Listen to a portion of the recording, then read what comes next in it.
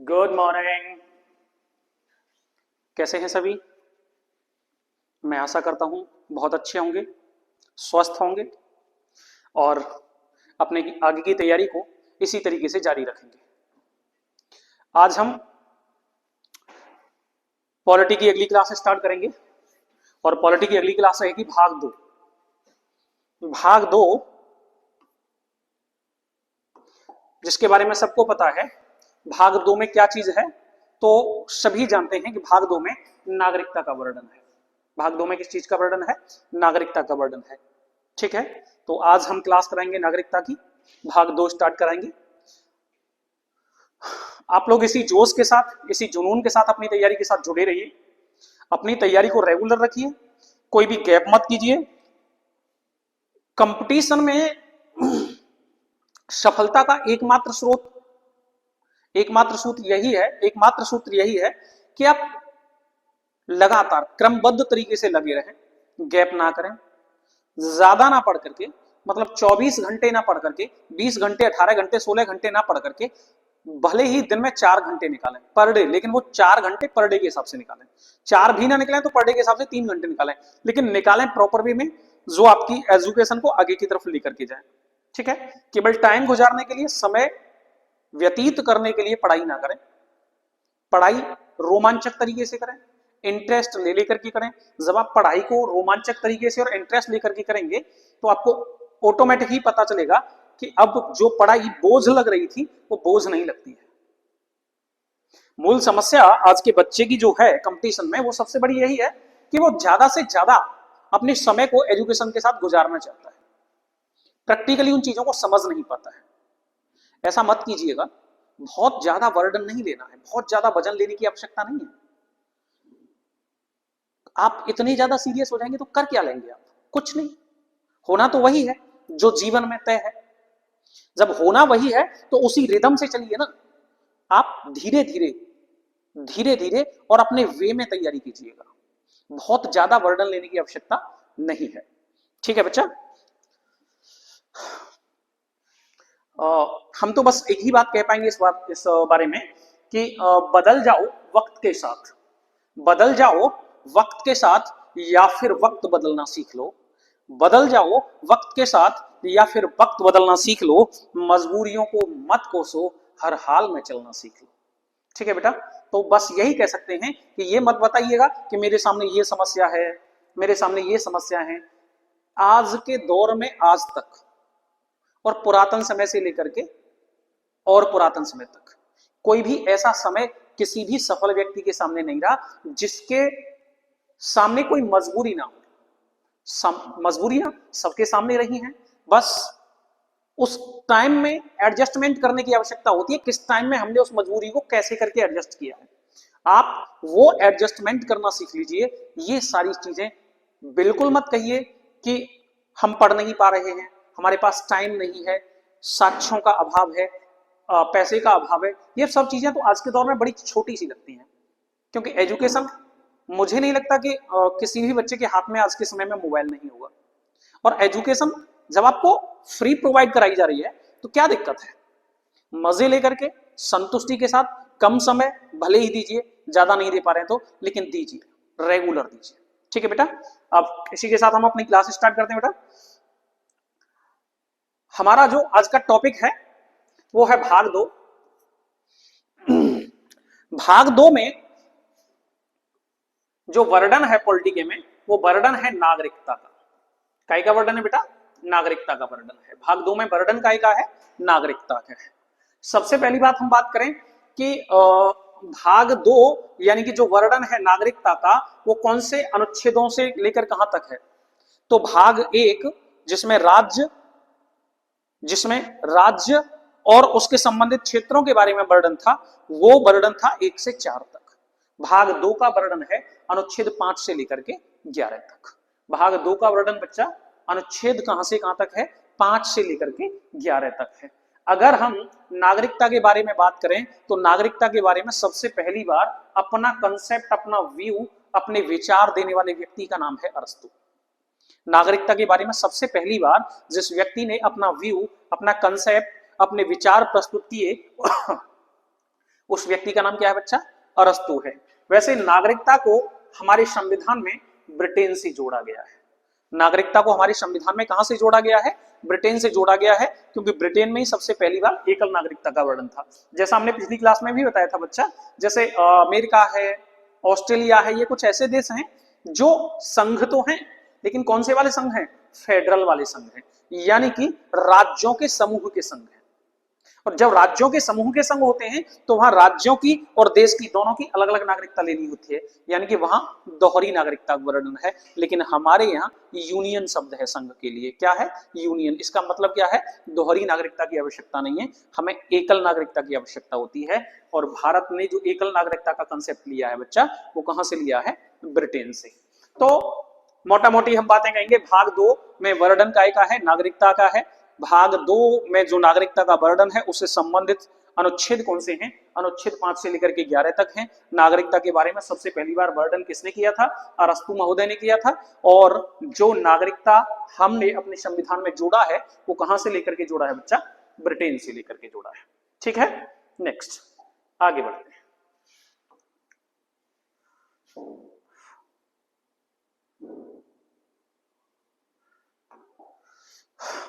हम 2-3 बातें समझेंगे यहाँ। सबसे पहले हम समझेंगे कि नागरिकता अर्थ क्या होता है, नागरिकता है क्या चीज।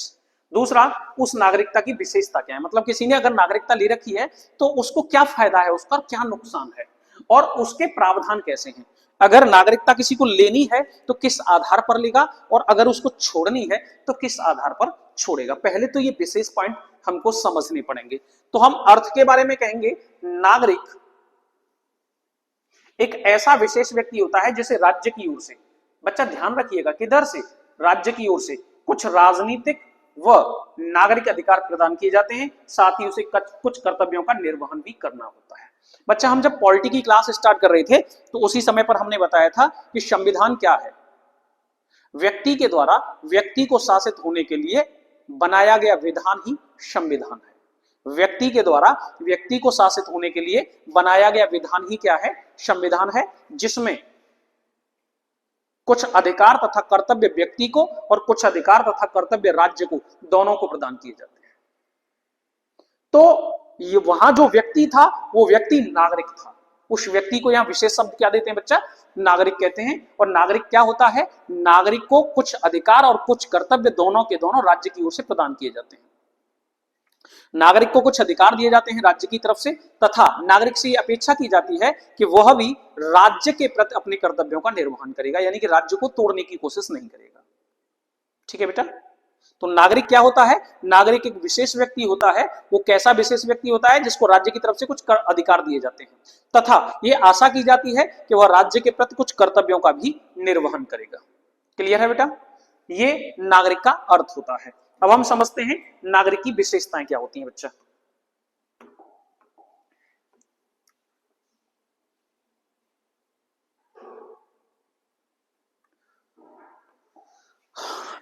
भारत में नागरिक की विशेषताओं की बात की जाएगी तो सबसे पहला पॉइंट हम कहेंगे, भारत में इकहरी नागरिकता है, एकल नागरिकता है। भारत में कैसी नागरिकता है? एकल नागरिकता है। और भारत में ये जो एकल नागरिकता का कंसेप्ट है बच्चा, वो कहां से लिया गया है? ब्रिटेन से लिया गया है। दूसरी बात, नागरिकता केंद्र सूची का विषय है। बच्चा, हमने पढ़ा था अभी कुछ समय पहले कि सूचियां जो है संविधान में जो सूची बांटी गई है वो 3 प्रकार की है। कौन कौन सी है? 3 प्रकार की है। एक है केंद्र सूची, एक है राज्य सूची, और एक है संवर्ती सूची। केंद्र सूची में केंद्र के विषय होते हैं, राज्य सूची में राज्य के विषय होते हैं, तथा संवर्ती सूची में केंद्र और राज्य दोनों के विषय होते हैं। इनमें से मेन चीजें हमने वहां आपको बता भी दी थी। ठीक है ना? अब उसी हिसाब से हम पढ़ेंगे। तो पहली बात हमने क्या कहा कि नागरिकता क्या है बच्चा? तो एकल नागरिकता है। भारत में कैसी नागरिकता है? इकहरी, यानी कि एकल नागरिकता है। दूसरी बात हमने क्या कहा? नागरिकता क्या है? तो केंद्र सूची का विषय है। नागरिकता क्या है? तो केंद्र सूची का विषय है। जो भी विषय केंद्र सूची का होता है उस विषय पर कानून बनाने का अधिकार केवल केंद्र का होता है बेटा। केवल किसका होता है? केंद्र का होता है। और केंद्र कानून बनाएगा, इसका मतलब क्या है? उस विषय पर कानून बनाने का अधिकार केवल संसद का होता है। ठीक है? यानी कि नागरिकता आपको कैसे दी जानी है, क्या करना है, उसके बारे में केवल किसकी चलेगी? केंद्र की, यानी कि प्रधानमंत्री महोदय के अंडर में जो गवर्नमेंट होगी उसकी चलेगी। क्लियर है बेटा? नेक्स्ट, अगला पॉइंट, कुछ मूल अधिकार ऐसे होते हैं। मूल अधिकार समझते हैं आप? फंडामेंटल राइट्स बोलते हैं इनको। मूल अधिकार का सीधा मतलब होता है कि वे अधिकार जिनके अभाव में व्यक्ति जिंदा नहीं रह सकता। राज्य के द्वारा व्यक्ति को दिए गए वे अधिकार जिनके अभाव में व्यक्ति जिंदा नहीं रह सकता, उसको मूल यानी कि मौलिक अधिकार कहते हैं। मूल अधिकारों का कॉन्सेप्ट भारत ने कहां से लिया है? अमेरिका से लिया है। मूल अधिकारों का कॉन्सेप्ट भारत ने कहां से लिया है बच्चा? अमेरिका से लिया है। अभी मूल अधिकार चैप्टर 3 भाग 3 होगा हमारा, वहां हम पढ़ेंगे अनुच्छेद 12 से लेकर के अनुच्छेद 35 तक। ठीक है बेटा। तो ये क्या कह रहा है कि कुछ मूल अधिकार ऐसे होते हैं जो केवल नागरिक को दिए जाते हैं। कुछ मूल अधिकार ऐसे होते हैं जो केवल नागरिक को दिए जाते हैं, वो हर किसी को नहीं दिए जाते। केवल नागरिक को दिए जाते हैं इसका मतलब क्या है कि जिसने नागरिकता ले रखी है। अगर कोई भी विदेशी भारत घूमने आ रहा है और भारत में है तो उसको ये अधिकार नहीं मिले होंगे। अगर किसी ने भारत से अपनी नागरिकता त्याग दी है तो उसको भी अधिकार नहीं मिले होंगे। यानी कि कुछ मूल अधिकार, कुछ विशेष अधिकार ऐसे होते हैं जो बच्चा केवल किसको दिए जाते हैं? नागरिक को दिए जाते हैं। कौन कौन से ऐसे मूल अधिकार हैं जो केवल नागरिक को दिए जाते हैं? तो मूल अधिकारों का अनुच्छेद 15, अनुच्छेद 16, अनुच्छेद 19 और 30। बच्चा मूल अधिकारों का वर्णन अनुच्छेद 12 से लेकर के 35 तक है। मूल अधिकारों का वर्णन कहां है बेटा? 12 से लेकर के 35 तक है। कितने से कितने तक है? 12 से 35 तक है। इनमें से केवल 1, 2, 3, 4, 5 अनुच्छेद ऐसे हैं जो नागरिकों के लिए ही रिजर्व है। उनका प्रत्येक व्यक्ति से कोई लेना देना नहीं है। बाकी के जितने भी मूल अधिकार हैं वो सभी व्यक्तियों के लिए हैं, लेकिन 5 मूल अधिकार ऐसे हैं जो केवल और केवल भारत के नागरिक को ही दिए गए हैं। किसको दिए गए हैं? केवल भारत के नागरिक को, भारत के सिटीजन को ही प्रदान किए गए हैं। इंडियन सिटीजन को ही मिलते हैं। कौन कौन से? 15, 16, 19, 29 और 30। बच्चा याद रखिएगा, ये क्वेश्चन बहुत आता है, ये क्वेश्चन बहुत ज्यादा रिपीट करता है बेटा। याद रखिएगा कौन कौन से मूल अधिकार ऐसे हैं जो केवल नागरिक को प्रदान किए जाते हैं। अनुच्छेद 15, 16, 19, 29 और 30। 15, 16, 19, 29 और 30। 15 में बेटा वर्णन क्या है? धर्म, लिंग, जन्म, जाति, जन्मस्थान आदि के आधार पर व्यक्तियों के मध्य भेद नहीं किया जाएगा। धर्म, लिंग, जाति, जन्मस्थान आदि के आधार पर व्यक्तियों के बीच में भेद नहीं किया जाएगा। अनुच्छेद 15। अनुच्छेद 16 लोक नियोजन के विषय में। लोक नियोजन समझते हैं? पूरी जनता के विषय में। लोक नियोजन के विषय में अवसर की समानता होगी सभी को। लोक नियोजन के विषय में सभी को क्या होगी? अवसर की स्वतंत्रता होगी, अवसर की समानता। अनुच्छेद 19 वाक स्वतंत्रता, बोलने की स्वतंत्रता। बहुत ज्यादा पूछा जाता है बोलने की स्वतंत्रता कहां है? अनुच्छेद 19 में है। अनुच्छेद 29 अल्पसंख्यकों के हितों का संरक्षण और अनुच्छेद 30 शिक्षा संस्थाओं में अल्पसंख्यकों को विशेष छूट। बच्चा इन सब के बारे में हमको डिटेल में पढ़ना है। इन सब के बारे में हमको डिटेल में पढ़ना है। इन सब के बारे में डिटेल में हम पढ़ेंगे कहां? मूल अधिकारों में। ठीक है, अभी के लिए बस आप इतना याद रख लीजिए कि कुछ मूल अधिकार ऐसे हैं जो केवल नागरिक को दिए गए हैं। और कौन कौन से ऐसे मूल अधिकार हैं जो केवल नागरिक को दिए गए हैं? 15, 16, 19, 29 और 30। मूल अधिकारों का वर्णन अनुच्छेद 12 से लेकर के 35 तक है। ठीक है बेटा, हमने 3 बातें कर ली हैं। भारत में एकल नागरिकता का वर्णन मिलता है, नागरिकता केंद्र सूची का विषय है। कुछ मूल अधिकार ऐसे होते हैं जो केवल नागरिकों को दिए जाते हैं। कौन कौन से ऐसे मूल अधिकार हैं जो केवल नागरिकों को दिए जाते हैं? अनुच्छेद 15, 16, 19, 29 और 30। ठीक है बेटा, 3 बातें हो गई। चौथी बात, केवल नागरिक ही कुछ पदों के पात्र होंगे। अब यहां केवल नागरिक ही कुछ पदों के पात्र होंगे का मतलब यहां पर उन नागरिकों से है जो भारत के पैतृक नागरिक हैं। किसी विदेशी ने आकर के भारत की नागरिकता ले रखी है तो उसको ये पद नहीं दिए जा सकते। पैतृक जो नागरिक होंगे उन्हीं को कुछ पद दिए जाएंगे, जैसे राष्ट्रपति का पद। राष्ट्रपति भारत का प्रथम नागरिक होता है और इसलिए इसमें उसी व्यक्ति को चुना जाएगा जो भारत का पैतृक नागरिक होगा, जन्मजात नागरिक होगा। उपराष्ट्रपति का पद, सुप्रीम कोर्ट के न्यायाधीशों का पद, हाई कोर्ट के न्यायाधीशों का पद, ये ऐसे पद हैं जो केवल नागरिक को ही दिए जा सकते हैं, बाकी किसी को नहीं दिए जा सकते। और यह नागरिक के भी बारे में वर्णन हो रहा है, तो कौन से नागरिक? पैतृक नागरिक। जो पैतृक नागरिक होंगे उनको ही दिए जाएंगे। ठीक है बेटा, भारत का प्रधानमंत्री कोई भी विदेशी अगर आकर के भारत में नागरिकता ले लेता है और वो बस जाता है तो भारत का प्रधानमंत्री बन सकता है। लेकिन किसी विदेशी ने भारत की नागरिकता ले रखी है और भारत की नागरिकता लेने के बाद अगर वो राष्ट्रपति बनना चाहे तो नहीं बन सकता, क्योंकि यहां पैतृक नागरिकता की बात होती है। ठीक है बेटा, कुछ पद ऐसे होते हैं जो पैतृक नागरिकों के लिए रिजर्व होते हैं। कौन कौन से ऐसे पद हैं? राष्ट्रपति का, उपराष्ट्रपति का, सुप्रीम कोर्ट के न्यायाधीशों का और हाईकोर्ट के न्यायाधीशों का। ठीक है बच्चा, नेक्स्ट अगली बात करते हैं। नागरिकों को संसद या विधानमंडल, संसद केंद्र की सबसे बड़ी विधायिका और विधानमंडल राज्य की सबसे बड़ी विधायिका। विधायिका मतलब समझ रहे हैं ना वो आप लोग? विधायिका मतलब कानून बनाने वाली संस्था। तो नागरिकों को संसद और विधानमंडल के सदस्य बनने का अधिकार होता है, ठीक है, तथा इसे ही मत देने का अधिकार होता है। हमें जो वोट डालने की पावर मिली हुई है, ये पावर दुनिया की सबसे बड़ी पावर है हमारे पास। हमें जो मत देने का अधिकार है, यानी कि वोट डालने की पावर बनी हुई है, यही हमारी मूल वैधता है। अगर हमको वोट डालने की पावर ना हो तो जितने भी राजनेताएं हैं ये सब लूट करके खा जाए पूरी तरीके से। हालांकि आज भी लूट के खाते ही हैं, लेकिन फिर भी कुछ हद तक कंट्रोल है। तो वो केवल किसकी वजह से है बच्चा? वोट डालने के अधिकार की वजह से है। किसकी वजह से है? वोट डालने के अधिकार की वजह से है। और वोट डालने का अधिकार आपको कौन से अनुच्छेद के तहत मिलता है? अनुच्छेद 326। वोट डालने का अधिकार किसके अनुच्छेद, कौन से अनुच्छेद के तहत मिलता है? अनुच्छेद 326। और केवल भारत में नागरिक ही वोट डाल सकते हैं और कोई भी भारत में वोट नहीं डाल सकता। ठीक है बेटा, 5 बातें हुई। नेक्स्ट आगे बढ़ते हैं।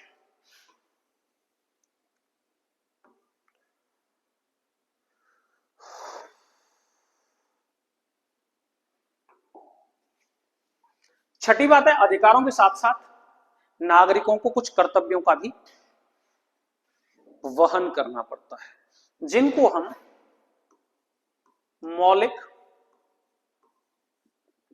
कर्तव्य के नाम से पढ़ेंगे। भाग 4 क अनुच्छेद 51 क में। ठीक है बेटा, नागरिक को यही नहीं है कि केवल अधिकार ही दिए गए हों, नागरिक से यह भी अपेक्षा की जाती है कि आप कुछ कर्तव्यों का भी राज्य के प्रति वहन करेंगे। और राज्य के प्रति जो अपने कर्तव्यों का वहन करेंगे उन्हीं को हम मौलिक कर्तव्य कहते हैं बेटा। और मौलिक कर्तव्यों का वर्णन कहां है? भाग 4 क में है, जिसके लिए अनुच्छेद निश्चित किया गया है 51 का, भारतीय संविधान का 74वां संविधान संशोधन 1976, सॉरी 42वां संविधान संशोधन 1976, जो संविधान का सबसे बड़ा संशोधन है, उसी के द्वारा मौलिक कर्तव्यों को जोड़ा गया था। तो ये हम अगले चैप्टर में पढ़ेंगे। ठीक है बेटा, यहां तक की चीजें क्लियर हैं, कोई दिक्कत नहीं है। तो ये इनकी विशेषताओं की बात हुई। आगे बढ़ते हैं। अब हम प्रावधान क्या क्या है, हमने 3 चीजें पढ़ी थी ना। नागरिकों का अर्थ समझना है, नागरिकता की विशेषताएं समझनी है, और नागरिक के लिए प्रावधान क्या क्या है वो समझने हैं। प्रावधान क्या है? संविधान लागू होने के समय के प्रावधान, ये बेटा प्रावधान शब्द है। संविधान लागू होने के समय के प्रावधान, यानी कि प्रावधानों को दो भागों में बांटा गया। देखिए, भारत का जब संविधान लागू हुआ तो भारत को जब संविधान लागू होता है 26 जनवरी 1950 को, भारत के संविधान के लागू होने के समय भारत के सामने विकट परिस्थितियां थी। और वो सबसे बड़ी परिस्थिति भारत की ये थी कि भारत क्षणिक समय पहले ही आजाद भी हुआ था तथा विभाजित भी हुआ था। ये भारत की मूल समस्या है। हम कुछ ही समय पहले आजाद भी हुए थे और विभाजित भी हुए थे, भारत और पाकिस्तान के नाम पर। और ये जो विभाजन है भारत और पाकिस्तान का, ये हमारे देश में एक बड़ी खाई खोद करके चला गया, जिसको हम हिंदू मुस्लिम खाई के नाम से जानते हैं। इस खाई को पटाने के लिए, इस खाई को पाटने के लिए हम लोग लंबे समय से कार्यरत रहे हैं, हम लोग लंबे समय से कार्य करते रहे हैं, लेकिन आज तक हम उस खाई को पूरी तरीके से भर नहीं पाए हैं। बावजूद इसके बहुत कुछ सुंदर उदाहरण भी देखने को मिलते हैं, वो अलग की बात है, लेकिन मोस्टली बात यही है कि हम उस खाई को आज तक पाट नहीं पाए हैं। और इसके पीछे का बस एक ही कंसेप्ट है कि हम कुछ मुट्ठीभर राजनेताओं के बहकावे में आकर के रह जाते हैं। प्रावधान की बात करेंगे तो चूंकि 26 जनवरी 1950 को हमारा देश भारत का संविधान लागू कर रहा है, तो जिस दिन संविधान लागू कर रहा है उस दिन उसके सामने 2 समस्याएं हैं कि जो भारत छोड़कर के लोग चले गए हैं, तो ऐसा तो नहीं है कि सभी के सभी अपनी मर्जी से चले गए हैं भाई। ऐसे समझिए कि ये एक भूमि है और इस भूमि का अचानक से बंटवारा कर दिया जाता है। यहां रहने वाले लोग इस पूरी भूमि को मानते हैं ना, उनको तो पता नहीं कि बाउंड्री खींचने के बाद आप लोग दो देश बना दोगे। बाउंड्री खींचने के बाद दो देश बना दिए गए हैं, और बाउंड्री खींचने के बाद दो देश बना दिए गए हैं, इनमें से सब लोगों की आस्था इस पूरे ग्रुप में है, फिर भी उनके हिस्से में ये आया और कुछ के हिस्से में ये आया। एक ही परिवार में दो भाई पल रहे होते हैं, उस भाई पर सबसे बड़ी गाज उस दिन होती है जब उन दोनों भाइयों के बीच बंटवारा होता है। एक लकीर खींच दी जाती है और ये कह दिया जाता है कि तुम इधर वाले हिस्से में नहीं जा सकते और तुम इधर वाले हिस्से में नहीं जा सकते। ये वो भाई ही समझ सकता है कि उस पर क्या बीत रही है। वैसे ही देशों का बंटवारा हुआ था, और देशों का जब बंटवारा हुआ तो देशों के बंटवारे के साथ ही बहुतेरे लोग ऐसे थे जो रहना तो यहां चाह रहे थे, रहना तो भारत के साथ चाह रहे थे, रहना तो भारत में चाह रहे थे, लेकिन दूसरा देश बन चुका था पाकिस्तान नाम का। परंतु बदकिस्मती से उनकी जमीन यहां थी, उनका घर यहां था। तो ऐसे लोगों को अपने देश में बुलाना, वापस बुलाना, क्या आपकी जिम्मेदारी नहीं बनती उस समय पर? और जब आपकी जिम्मेदारी बनती है उस समय पर, आज के दौर में कहेंगे तो नहीं कह सकते, क्योंकि आज देश को आजाद हुए 70 साल 80 साल गुजर चुका है। उसका मतलब क्या है? इसका मतलब है कि कोई भी षड्यंत्र के द्वारा भी रचाया जा सकता है ऐसा, यानी कि आज के समय में नहीं कहेंगे। उस दौर में हमारी जिम्मेदारी बनती है कि जो भी लोग इधर से छोड़ करके इधर आना चाहते हैं आ जाइए। तो वैसे ही संविधान को डिजाइन किया गया। क्या डिजाइन किया गया? संविधान को यह डिजाइन किया गया बच्चा कि संविधान के लागू होने के समय का प्रावधान यह रहेगा कि 26 जनवरी 1950 को कौन भारत का नागरिक होगा कौन नहीं होगा इसके बारे में वर्णन कर दिया जाएगा अलग, अनुच्छेद 5 से लेकर के अनुच्छेद 8 तक। बेटा नागरिकता के बारे में वर्णन की हमने अभी बात की थी, तो 5 से 11 था। 5 से 11 को बच्चा दो जगह बांटा गया। 26 जनवरी 1950 जिस दिन देश संविधान लागू हो रहा है उस दिन तक कौन भारत का नागरिक होगा, इस बात का वर्णन कहां है? अनुच्छेद 5 से लेकर के 8 तक है। इसका मतलब क्या है? अनुच्छेद 5 से लेकर के 8 तक का आज कोई काम नहीं है, आज उसकी कोई वैल्यू नहीं है, लेकिन उस दौर में वैल्यू है, क्योंकि उस दौर में उसी के द्वारा जो है, हम कहते हैं ना कोई भी कानून बनता है, कोई नियम बनता है, तो वो हमेशा के लिए नहीं हो सकता। वैसे ही सेम कंडीशन है। तो अनुच्छेद 5 से लेकर के अनुच्छेद 8 तक बात यह रखी गई कि कौन भारत का नागरिक होगा 26 जनवरी 1950 तक। ठीक है। तथा वर्तमान के प्रावधान, इसके बाद, वर्तमान का मतलब क्या हो गया? 26 जनवरी 1950 के बाद, क्योंकि देश का संविधान किस दिन लागू हो रहा है? 26 जनवरी 1950 को। तो कंडीशन क्या होगी? एक इससे पहले की और एक इसके बाद की। जो पहले की कंडीशन है उसमें अनुच्छेद 5 से 8 तक, और जो अभी की बाद की कंडीशन है उसमें अनुच्छेद 9 से 11 तक। यही वर्णन होगा, सेम वही सिचुएशन है। तो संविधान के लागू होने के समय के प्रावधान 26 जनवरी 1950 को कौन भारत का नागरिक होगा इस बात का वर्णन किया जाए अनुच्छेद 5 से 8 तक, और वर्तमान में कौन भारत का नागरिक हुआ, यानी कि 26 जनवरी 1950 के बाद भारत का कौन नागरिक होगा, इस बात का वर्णन किया जाएगा अनुच्छेद 9 से लेकर के अनुच्छेद 11 तक। बेटा एक चीज और समझ रहे हैं, एक बार में बनाया गया नियम कभी भी परफेक्ट नहीं हो सकता, उसमें समय और परिस्थिति के अनुसार परिवर्तन करना बड़ा अनिवार्य होता है। और समय और परिस्थिति के अनुसार अगर उसमें परिवर्तन करना अनिवार्य है तो इसका मतलब क्या है बेटा? इसका मतलब है कि नागरिकता के लिए जो प्रावधान अनुच्छेद 5 से लेकर के 8 तक वर्णित संविधान में किए गए थे, वो भी, उनमें भी कभी तो गुंजाइश रहनी चाहिए, अगर कोई जरूरत पड़ गई तो बाद में कैसे बदला जाएगा। तो उसी के लिए फिर एक अलग से अधिनियम लाया गया, नागरिकता अधिनियम 1955। वर्तमान में किसी भी व्यक्ति को भारत का नागरिक बनाना है तो उसके लिए अनुच्छेदों के हिसाब से वर्णन अनुच्छेद 9 से 11 तक तथा नागरिकता अधिनियम 1955, ये दोनों चीजें वर्णन देती हैं। क्लियर है? देश जब संविधान लागू कर रहा है उस समय पर किसको नागरिक माने और किसको ना माने, इसका वर्णन 5 से 8।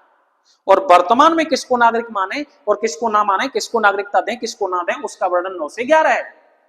तथा नागरिकता अधिनियम 1955। क्लियर है बेटा? कोई दिक्कत तो नहीं यहां तक? मैं समझ रहा हूं क्लियर होगा।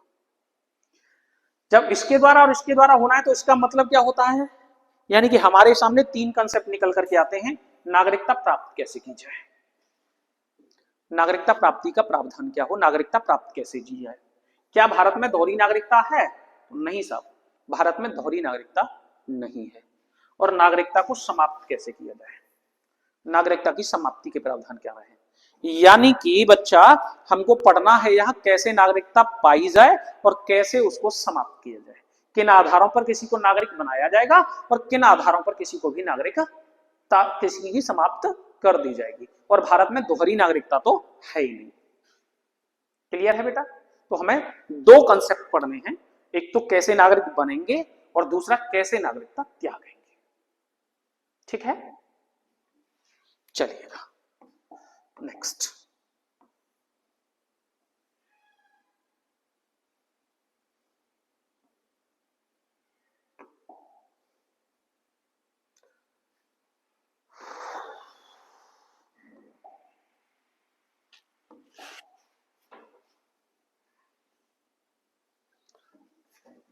संविधान के लागू होने के समय के प्रावधान।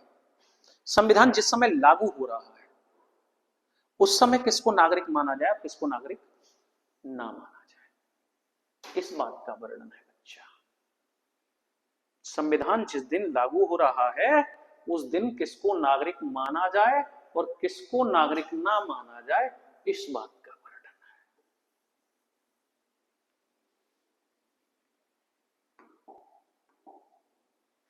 ठीक है ना बेटा? कोई दिक्कत तो नहीं है? तो संविधान के लागू होने के समय के प्रावधान यानी कि 26 जनवरी 1950 को अभी बताए थे। और इसके बारे में वर्णन कहां से कहां तक, अनुच्छेद 5 से लेकर के अनुच्छेद 8 तक। तो हमें कौन कौन से अनुच्छेद पढ़ने, 5, 6, 7, 8, 4 अनुच्छेद पढ़ने हैं। अनुच्छेद 5, संविधान के लागू होने के समय नागरिकता, यानी कि 26 जनवरी 1950 को नागरिकता कैसे दी जाएगी, अधिवास द्वारा नागरिकता दी जाएगी। अधिवास यानी कि जन्म भारत में हो या माता पिता का जन्म भारत में हो या संविधान लागू होने के पूर्व 5 वर्ष पूर्व से भारत में रह रहे हो। अनुच्छेद 5 उस दिन तक नागरिकता दे रहा था जिस दिन संविधान लागू हो रहा था। संविधान के लागू होने के समय यानी कि 26 जनवरी 1950 को किसी भी बच्चे का जन्म भारत में होता है, किसी भी बच्चे का जन्म भारत में होता है या उसके माता पिता का जन्म भारत में होता है, या वह बच्चा जिस दिन संविधान लागू हो रहा है 26 जनवरी 1950 उससे 5 वर्ष पहले से भारत में रह रहा है, तो उसको भारत का नागरिक मान लिया जाएगा। इसको हम क्या कहते हैं, अधिवास। अधिवास मतलब रहने के आधार पर नागरिकता। अनुच्छेद 5 कैसे नागरिकता देता है, अधिवास यानी कि रहने के आधार पर। ठीक है। अनुच्छेद 6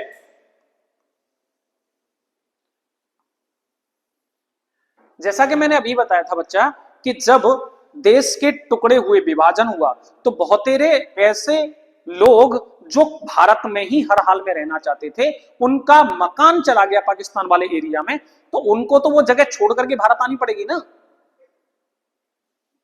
तो उन्हीं के लिए वर्णन अलग से रखा गया अनुच्छेद 6, पाकिस्तान से भारत आए लोगों की नागरिकता। इनको बच्चा शरणार्थी नागरिक बोला गया। ये क्वेश्चन बेटा कई जगह आता है, शरणार्थी नागरिक किन को कहा जाता था? तो शरणार्थी नागरिक उन लोगों को कहा जाता था जो भारत और पाकिस्तान के विभाजन से पहले भारत में रहते थे। भारत विभाजन के बाद उनकी जमीन जायदाद पाकिस्तान में चली गई, वो पाकिस्तान के एरिया को छोड़ करके भारत में आकर के बसना चाहते थे, भारत की नागरिकता लेना चाहते थे। तो ऐसे नागरिकों को बच्चा क्या कहा गया था, शरणार्थी नागरिक कहा गया था। और शरणार्थी नागरिकों का वर्णन कहां मिलता है बेटा, तो अनुच्छेद 6 में। शरणार्थी नागरिकों का बेटा वर्णन कहां है, अनुच्छेद 6 में। शरणार्थी नागरिकों के लिए कुछ कंडीशन रखी गई थी। पहली कंडीशन क्या थी? इसके द्वारा स्वतंत्रता के 422 दिन बाद तक नागरिकता प्रदान की गई थी। पहला पॉइंट मोस्ट इंपोर्टेंट समझ लीजिए, संविधान के लागू हो जाने के 422 दिन तक, संविधान के लागू हो जाने के 422 दिन तक अगर कोई भी व्यक्ति पाकिस्तान छोड़ करके भारत आना चाहता है तो उसको सीधा भारत का नागरिक मान लिया जाएगा। 422 दिन का टाइम दिया गया था, क्योंकि घर बटे, देश में बाउंड्री लगी, घर उसका दूसरे एरिया में चला गया, अब वो उस जगह को छोड़ करके आएगा तो कुछ तो सेटलमेंट करके आएगा, तो उस बात में समय लगेगा। अरे हम कहीं किराए के मकान में भी जाकर के रह लेते हैं ना, और हमको अचानक से वो खाली करना पड़े तो उस दर्द को कोई महसूस नहीं कर सकता। उस दर्द को बस वो खाली करने वाला महसूस कर सकता है कि उस पर क्या गुजर रही है। चिड़िया का घोंसला जब उजड़ता है ना, तो उस घोंसले में उसका जीवन यापन कैसे हुआ था, उसका एक एक पल उस चिड़िया को याद आ रहा होता है। वैसे ही बच्चा, इनकी कई पीढ़ियां वहां रहते रहते अपना गुजारा कर दी, और अचानक से पता चला कि देश के दो भाग हो गए और उस भाग को छोड़ करके हमें इस भाग में आना पड़ेगा। तो ये उन लोगों पर वज्रापात से कम नहीं था। खैर, हम उस दर्द को महसूस भी नहीं कर सकते जो उस दौर के लोगों ने देखा था। अनुच्छेद 6 ने 422 दिन तक नागरिकता प्रदान करने की बात की तथा 19 जुलाई 1938 से पहले भारत आए लोगों के साथ नागरिक माना गया तथा स्थिति के बाद जो लोग भारत आए उनको 6 महीने भारत में रहने की हिदायत दी गई। पाकिस्तान छोड़ करके जो लोग भारत आना चाहते हैं उनको नागरिकता दे दी जाएगी। यह नागरिकता का प्रावधान 422 दिन तक चला। इस प्रावधान में 19 जुलाई 1948 तक तो कोई शर्त नहीं रखी गई। कोई भी व्यक्ति पाकिस्तान छोड़े भारत आ जाए 19 जुलाई 1948 तक, उसको हम सीधा सीधा भारत का नागरिक मान लेंगे। लेकिन अगर कोई भी व्यक्ति 19 जुलाई 1948 के बाद आया है तो उसे भारत में 6 महीने रहना पड़ेगा। जब उसकी एक्टिविटी सही लगेंगी, लगेगा कि ये किसी उपद्रव के तरीके से नहीं आया है, केवल भारत परेशान होकर के आया है, तो उसको नागरिकता दे दी जाएगी। ठीक है, तो शरणार्थी नागरिकों का वर्णन बच्चा कहां मिलता है? अनुच्छेद 6 में। नेक्स्ट, अनुच्छेद 7, भारत से पाकिस्तान गए लोगों की नागरिकता। कुछ लोग ऐसे भी तो रहे होंगे, देश आपने अचानक से बांट दिया है, आम जनता का तो पता ही नहीं था, उनको तो पता चला कि कोई कुछ सामान बेचने गया था पाकिस्तान वाले इलाके में, रहने वाला था भारत वाले इलाके का, रात को देश में बाउंड्री लग गई। अब वो क्या करे, वो कहां जाए? तो फिर ऐसे लोगों के लिए भी प्रावधान सोचा गया। संविधान बनाने वाले लोग बड़े परिपक्व थे, बड़े परिपक्व। इन्होंने कोई ऐसी चीज छोड़ी नहीं जो आगे आने वाली पीढ़ियों को परेशान करे, बशर्ते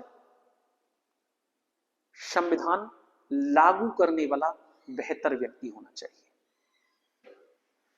यही हुआ। अनुच्छेद 7, भारत से कुछ लोग ऐसे भी थे जो पाकिस्तान की तरफ गए थे, अब उनको वो लौट करके आना चाहते हैं, तो उनको कैसे नागरिकता देंगे हम? तो उनको नागरिकता के लिए ये बात थी कि 1 मार्च 1947 से पहले अगर पाकिस्तान गए हो किंतु वापस आना चाहते हो,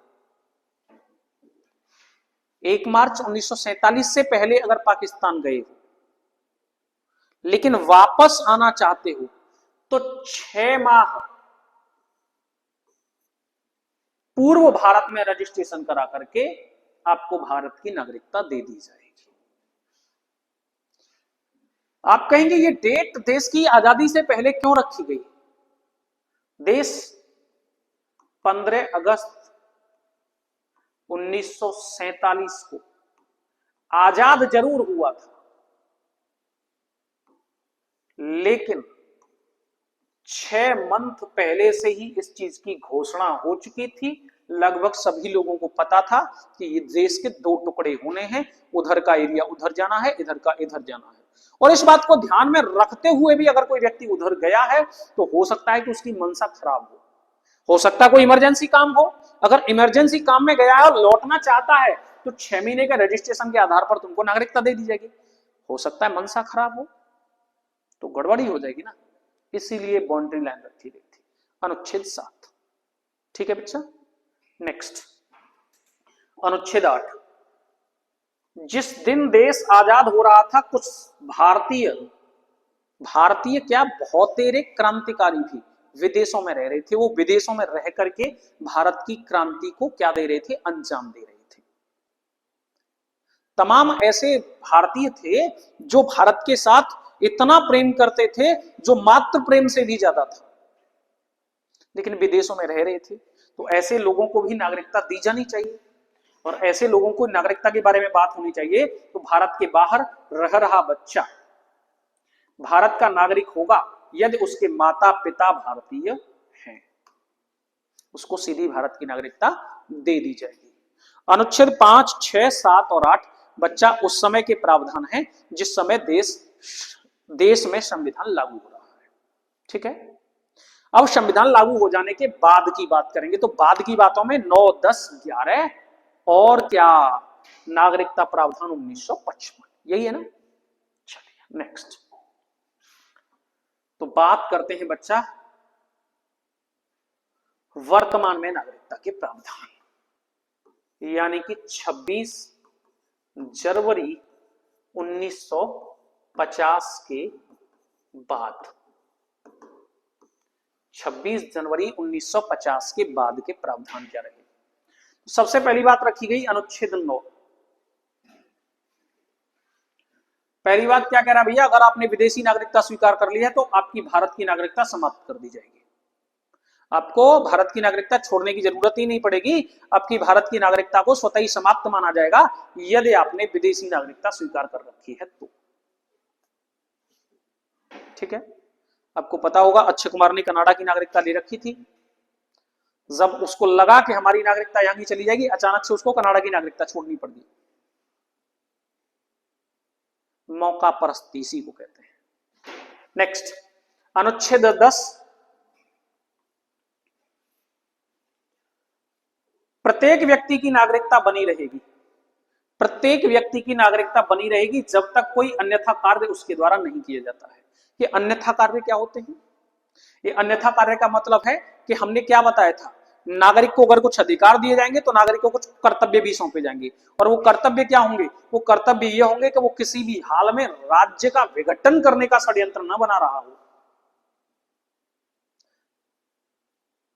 आप आतंकवादियों से मिल गए हैं, आपकी नागरिकता खत्म हो जाएगी। आप देश को तोड़ने का काम करते हैं, आपकी नागरिकता खत्म हो जाएगी। आप कोई भी ऐसी चीज बनाते हैं जिसके माध्यम से नागरिकों का अहित होगा, आपकी नागरिकता समाप्त मान ली जाएगी। यानी कि अन्यथा काम नहीं करता हो। कैसा काम नहीं करता हो? अन्यथा काम नहीं करता हो। ठीक है ना। आपने कहा कि फलाने स्थान पर बम रखा हुआ है और पुलिस जल्दी से आ जाएगी। यहां पता चला पुलिस पहुंची और वहां कुछ मिला ही नहीं और जनता भगदड़ कर गई। कोई मॉल है, उस मॉल में आपने अचानक से सिक्योरिटी को जाकर के बोल दिया बम रखा है, जल्दी से खाली करवाइए। वो मॉल खाली करवाया गया, आर्मी वगैरह पुलिस वगैरह जो भी है कंडीशन को संभालने के लिए बुलाई गई, और जब वो कंडीशन को संभालने के लिए आई, चेकिंग हुई, पता चला कुछ भी नहीं था। आपकी नागरिकता गई। आपकी नागरिकता गई। यानी कि आप ऐसा कोई भी साक्ष्य जो गलत है आप उसकी सूचना देते हैं और उस साक्ष्य को प्रस्तुत नहीं कर पाते हैं, आपकी नागरिकता खतरे में चली जाएगी। ठीक है ना। तो नागरिकता का बना रहना तब तक बनी रहेगी जब तक आप कोई अन्यथा कार्य नहीं करते हैं। और अगली बात अनुच्छेद 11। जितने भी नागरिकता के संबंध में कानून बनाए जाएंगे, जितने भी नागरिकता के संबंध में कानून बनाए जाएंगे वो सारे के सारे कानून संसद बनाएगी। और ये संसद गृह मंत्रालय, संसद का कौन सा हिस्सा, क्योंकि संसद में भी कई हिस्से हैं ना, संसद में मंत्रालय अलग अलग हैं, प्रधानमंत्री, गृह मंत्री, रक्षा मंत्री, बजट मंत्री, रेलवे मंत्री, मंत्रालय अलग अलग हैं। तो उनमें से भी कौन सा? गृह मंत्रालय। इसलिए आपको पता होगा नागरिकता संशोधन अधिनियम 2000 जब 19 आया सीएए, तो किसके द्वारा छापा गया? मोटा भाई, ठीक है ना, समझ रहे हैं आप, क्योंकि वो क्या है उस समय गृह मंत्री है।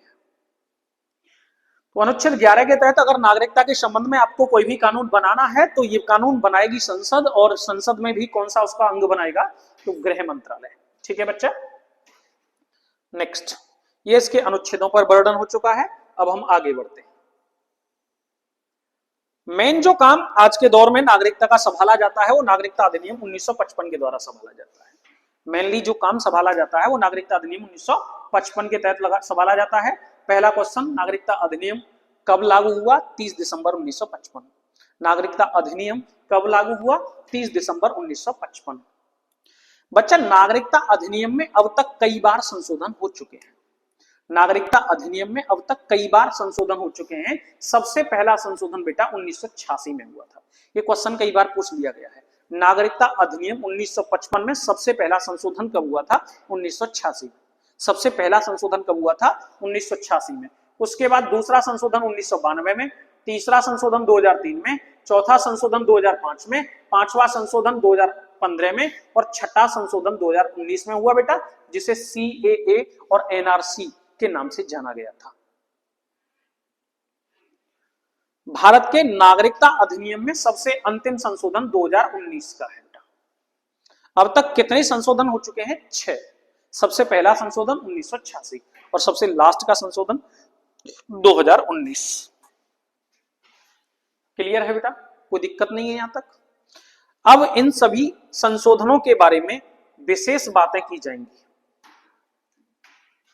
इस नागरिकता अधिनियम के द्वारा 5 प्रकार से किसी भी व्यक्ति को भारत में नागरिकता प्राप्त करने के अधिकार है। नागरिकता अधिनियम 1955 के द्वारा कोई भी व्यक्ति 5 तरीके से भारत की नागरिकता प्राप्त कर सकता है। सबसे पहला, नंबर 1, जन्म के आधार पर, बाई बर्थ। किसी को भी 1986 में, किसी भी बच्चे का 1986 में माता पिता और 2003 में नागरिकता दोनों को वैलिड कर दिया गया। ये बात समझ में नहीं आई होगी।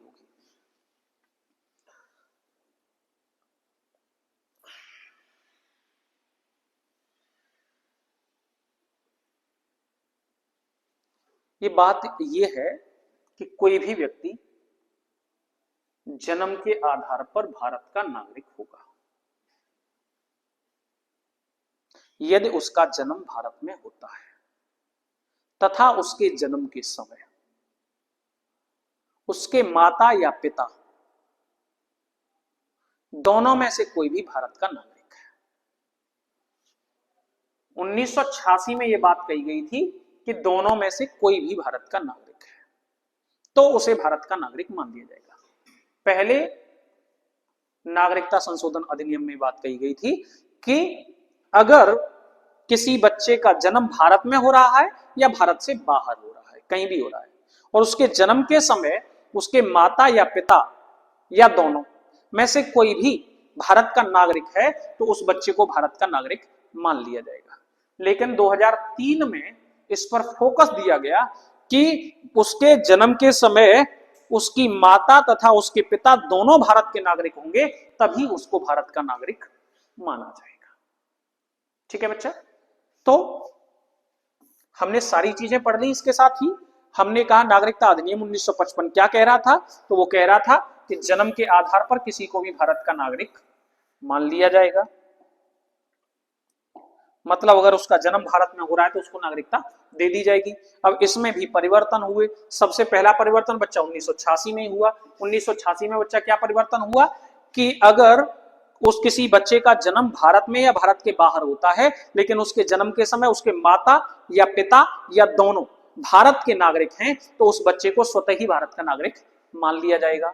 लेकिन 2003 में इसमें फिर से परिवर्तन किया गया और कहा गया कि उसके जन्म के समय उसके माता तथा पिता दोनों भारत के नागरिक होंगे तो ही उस बच्चे को भारत का नागरिक माना जाएगा। क्लियर है बेटा? नेक्स्ट, एक हो गया जन्म के आधार पर। दूसरा,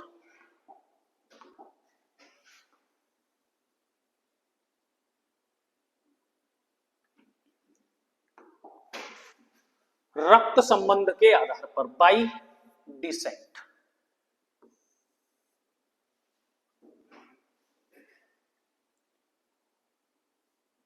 किसी भी बच्चे का पिता यदि भारत का नागरिक है तो उस बच्चे को भारत का नागरिक मान लिया जाएगा। इसमें भी संशोधन किया गया 1992 में। कहा गया केवल पिता ही नहीं, माता या पिता दोनों में से अगर कोई भी भारत का नागरिक है तो उस बच्चे को भारत का नागरिक मान लिया जाएगा। अगली बात हुई कि यदि बच्चे का जन्म देश के बाहर हो तथा जन्म के समय माता पिता दोनों भारत के नागरिक हों तो भी बच्चा भारत का नागरिक होगा, लेकिन 1 वर्ष के भीतर भारतीय दूतावास में रजिस्ट्रेशन कराना अनिवार्य होगा। 1 वर्ष से ज्यादा अगर समय लग रहा है, आप 1 वर्ष तक भारतीय दूतावास को इसकी सूचना नहीं दे पा रहे हैं, तो बच्चा इसके लिए आपको केंद्र सरकार से विशेष अनुमति लेनी पड़ेगी।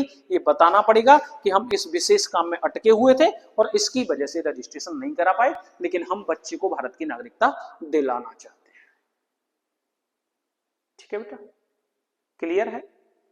नेक्स्ट, अगला,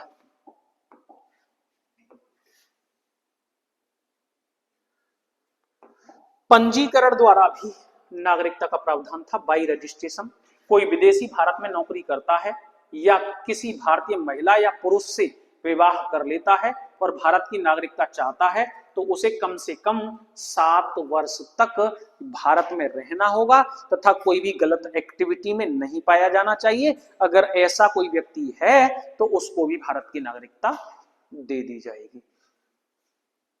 बाई रजिस्ट्रेशन हो गया, एक हो गया बाई बर्थ, एक बाई डिसेंट, एक बाई रजिस्ट्रेशन। ठीक है, 3 हो गए। चौथा प्रकार क्या है बच्चा?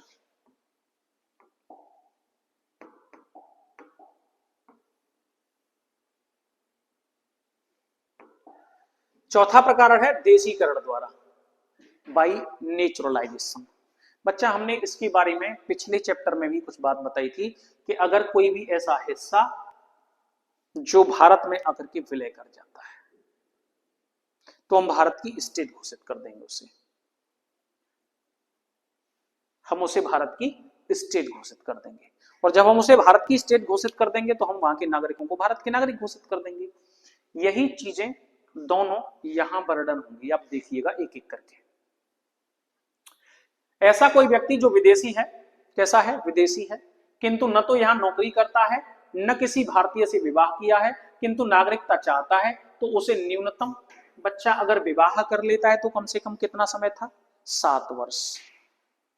लेकिन किसी से विवाह नहीं हुआ है लेकिन भारत की नागरिकता चाहता है तो मिनिमम 12 वर्ष रहना होगा। मिनिमम 12 वर्ष रहने की सलाह दी जाएगी कि आप कम से कम 12 वर्ष रहिए, तब आपको नागरिक माना जाएगा। तथा एक शर्त और होगी कि उसी को नागरिक माना जाएगा जो ये विशेष क्षेत्र दिए गए हैं इनमें से किसी में भी पारंगत होगा। आप दर्शन के ज्ञाता हो, आप कला के ज्ञाता हो, साहित्य के ज्ञाता हो, विज्ञान के ज्ञाता हो, विश्व शांति के बारे में काम करना चाहते हो या मानव विकास के क्षेत्र में विशेषज्ञता हासिल है, तो ही आपको भारत की नागरिकता दी जाएगी। अगर इनमें से कुछ भी आपके पास नहीं है तो आपको फिर भारत की नागरिकता नहीं दी जाएगी। ऐसी नागरिकता मदर टेरेसा को दी गई थी, ऐसी नागरिकता मदर टेरेसा को दी गई थी। ऐसी नागरिकता अदना मिसाली को भी दी गई थी। ये अदना मिसाली संगीतज्ञ थी, पाकिस्तान की संगीतज्ञ थी। संगीतज्ञ होने का मतलब क्या है? कला में विशेष प्रस्तुति थी इनकी और इसीलिए इनको भी नागरिकता दे दी गई थी। अब तक ऐसी नागरिकता 2-4 लोगों को, गिने चुने लोगों को मिली है। एक हमारे पास उदाहरण मिलता है मदर टेरेसा का, विश्व शांति के लिए काम किया था इन्होंने, मानव विकास के लिए काम किया था इन्होंने। और दूसरा उदाहरण मिला है हमको अदना मिसाली का, ये संगीतज्ञ रही हैं पाकिस्तान की। ठीक है, नेक्स्ट, अगला,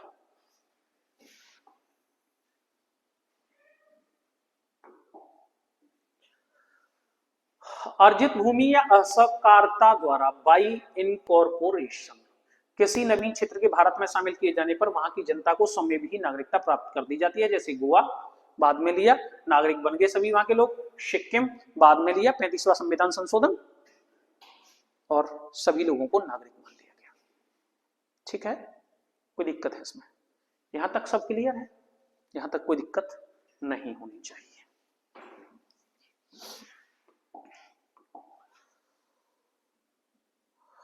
हम पढ़ रहे हैं नागरिकता अधिनियम 1955, और नागरिकता अधिनियम 1955 पढ़ेंगे तो उसमें संशोधन जो सबसे लास्ट में हुआ है वो 2019 में हुआ है। थोड़ी सी बातें इसके बारे में भी जान लें। इसी को हम CAA बोलते हैं। इसके द्वारा 3 देशों को, केवल किसको? 3 देशों के नागरिकों को भारत में नागरिक बनने की छूट प्रदान की गई थी। ये किन किन 3 देश थे? बांग्लादेश में रहने वाला, या अफगानिस्तान में रहने वाला, या पाकिस्तान में रहने वाला कोई भी हिंदू या सिख या पारसी या बौद्ध या ईसाई या जैन।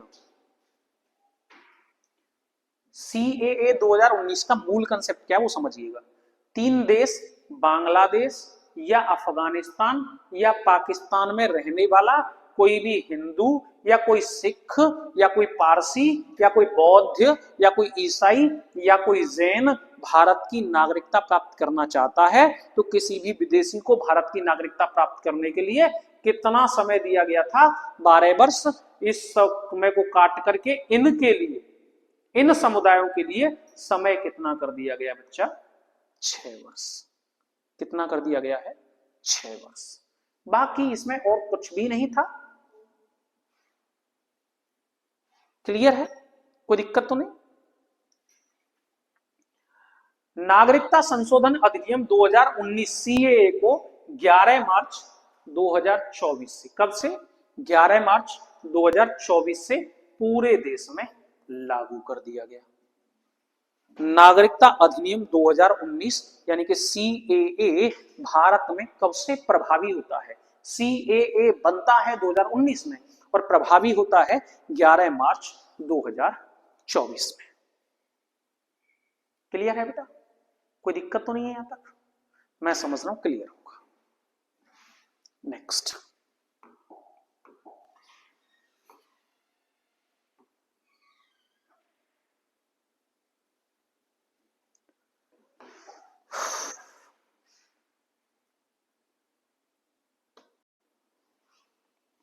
हाँ तो बेटा, नागरिकता समाप्ति। नागरिकता समाप्ति कैसे कैसे हो जाती है? नंबर 1, आप नागरिकता त्याग सकते हैं। आप किसी अन्य देश की नागरिकता स्वीकार कर लें तब भी आपकी नागरिकता समाप्त हो जाएगी, क्योंकि भारत में एकल नागरिकता का वर्णन है। आपको बर्खास्त कर दिया गया है तब भी आपकी नागरिकता समाप्त हो जाएगी। ये बर्खास्त किस आधार पर किया जाता है?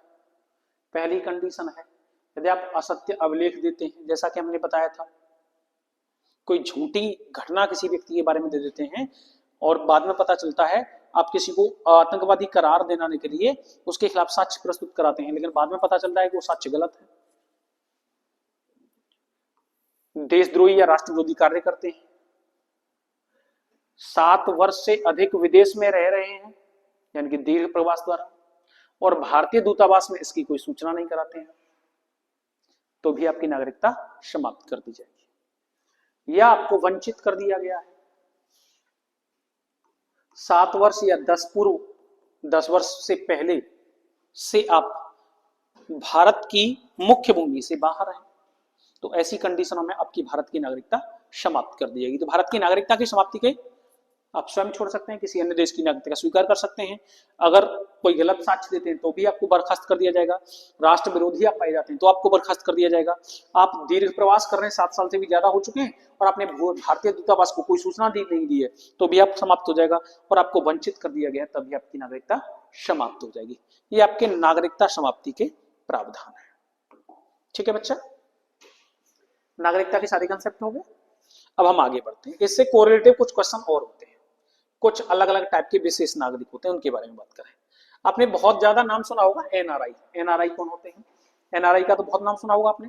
एनआरआई, एनआरआई मतलब नॉन रेसिडेंट इंडियन, यानी कि अप्रवासीय भारतीय। वैसा व्यक्ति जो 183 साल में टोटल कितना दिन होता है बच्चा? 365। 365 बट्टा 2 करेंगे बेटा तो कितना आ जाएगा? 182.5। 182 से एक्स्ट्रा क्या हो गया? 183। यानी कि अगर ऐसा कोई भी व्यक्ति जो 183 या उससे अधिक दिन विदेशों में रहता है तो उस व्यक्ति को एनआरआई माना जाता है। ऐसा कोई भी भारतीय नागरिक जो 183 या उससे ज्यादा दिन, साल के 183 या उससे ज्यादा दिन तक विदेशों में रहता है तो उसे अप्रवासी भारतीय यानी कि एनआरआई माना जाता है। एनआरआई की जो इनकम होती है वो टैक्स फ्री होती है। एनआरआई की इनकम पर कोई टैक्स नहीं लगता। भारत में कोई नागरिक कोई पैसा कमाता है और वो पैसा इनकम टैक्स के दायरे में आता है तो उस पर इनकम टैक्स लगाया जाता है, लेकिन एनआरआई की जो इनकम होती है वो बिल्कुल टैक्स फ्री होती है। ठीक है। दूसरी बात, एनआरआई को वोट डालने का भी अधिकार होता है। ये भी क्वेश्चन कई बार पूछा जाता है, क्या एनआरआई वोट डाल सकता है? तो बिल्कुल, एनआरआई को वोट डालने का अधिकार होता है तथा उसके वोट को प्रॉक्सी वोट कहा जाता है। तो क्वेश्चन ऐसे ही करके भी पूछा गया है, प्रॉक्सी वोट क्या है? तो एनआरआई जो वोट देता है उसको क्या कहा जाता है? प्रॉक्सी वोट कहा जाता है। ठीक है। और तीसरी बात, एनआरआई को अपनी पहचान के लिए पहचान पत्र की आवश्यकता नहीं होती। एनआरआई का पासपोर्ट ही उसकी पहचान पत्र होता है। एनआरआई का पासपोर्ट ही उसकी पहचान होता है। क्लियर है सारे पॉइंट? एनआरआई की full form non resident Indian होता है। किस व्यक्ति को एनआरआई कहा जाएगा? तो साल के 183 या इससे अधिक दिन कोई भी व्यक्ति विदेशों में रहता है तो उसे एनआरआई कहा जाता है। एनआरआई की इनकम टैक्स फ्री होती है। एनआरआई को वोट देने का अधिकार है। एनआरआई के वोट को प्रॉक्सी वोट कहा जाता है तथा एनआरआई के पासपोर्ट को ही एनआरआई का पहचान पत्र माना जाता है। क्लियर है बेटा? नेक्स्ट, एनआरआई हो गया। अगला एक शब्द होता है पीआईओ। पीआईओ का फुल फॉर्म होता है person of Indian origin. Person of Indian origin, ये कंडीशन 2015 से बंद कर दी गई है। पीआईओ की कंडीशन को बंद कर दिया गया है। वैसा व्यक्ति जिन्होंने विदेशों में नागरिकता ग्रहण कर ली किंतु उनके माता पिता अभी भी भारतीय नागरिक हैं, इनको पीआईओ माना जाता था, यानी कि उनका रिलेशन अभी भी भारत से जुड़ा हुआ है। ये कंडीशन 2015 से बंद है। वैसा कोई भी व्यक्ति जो खुद तो विदेशी नागरिकता ग्रहण कर चुका है, यानी कि उसकी अपनी तो नागरिकता समाप्त हो चुकी है, लेकिन उसके माता पिता अभी भी भारत में रह रहे हैं, ऐसा व्यक्ति को एक विशेष छूट दी जाती थी और ये छूट 6 महीने की होती थी। Person of Indian origin card बनता था पीआईओ के लिए। इस कार्ड के तहत ये 6 महीने तक भारत में घूम सकता था, लेकिन इसमें लोकेशन बतानी होती थी। ये लोकेशन एफआरआरओ को दी जाती थी। एफआरआरओ मतलब फॉरेनर और रीजनल रजिस्ट्रेशन ऑफिस। और एफआरआरओ मतलब किसी भी police station, correlative police station को ये रिपोर्ट इसको देनी होती थी। ठीक है। ये पोजीशन अभी क्या है? बंद है 2015 से। नेक्स्ट, एक इसी तरीके का नागरिक होता है जिसको कहते हैं ओसीआई। एक नागरिक को क्या कहते हैं बच्चा? ओसीआई। ओसीआई क्या होता है? Overseas citizenship of India. OCI Pakistan में नहीं माना जाएगा, ना बांग्लादेश में वैलिड होगा। अगर इन देशों में है तो ओसीआई कार्ड जारी नहीं होगा। इसकी शुरुआत ओसीआई की 2005 से हुई है। इसको वीजा नहीं दिया जाता है, अर्थात आजीवन वीजा मुक्त यात्रा ये कर सकता है। एफआरआरओ की भी इसको जरूरत नहीं होती, यानी कि संबंधित जहां घूम रहा है वहां के पुलिस स्टेशन में भी इसको इंफॉर्मेशन देने की जरूरत नहीं है कि हम यहाँ हैं। शैक्षणिक और सांस्कृतिक लाभ मिलेंगे इसको, लेकिन राजनीतिक अधिकार इसको नहीं दिए जाएंगे। ठीक है। ओसीआई जो कार्ड है, ओसीआई कार्ड कई सारे देश ऐसे हैं जो भारत के पड़ोसी हैं उनके लिए दिया जाता है, लेकिन ये पाकिस्तान और बांग्लादेश के लिए लागू नहीं है। पाकिस्तान और बंगाल के लिए माना नहीं जाता है। नेक्स्ट, इसी तरीके के कुछ शब्द हैं बेटा। एक है FEMA act 1999, the foreign exchange management act बोलते हैं इसको। एक एनआरई कहते हैं, NRE non resident external account होता है ये, फॉरेन इनकम, फॉरेन इनकम इसमें होती है, तथा जो टैक्स फ्री होती है जैसे एनआरआई के लिए होती है। एक एफसीएनआर होता है, foreign currency non resident account होता है एक, और एक एनआरओ होता है, नॉन रेसिडेंट ऑर्डिनरी अकाउंट। ठीक है बच्चा।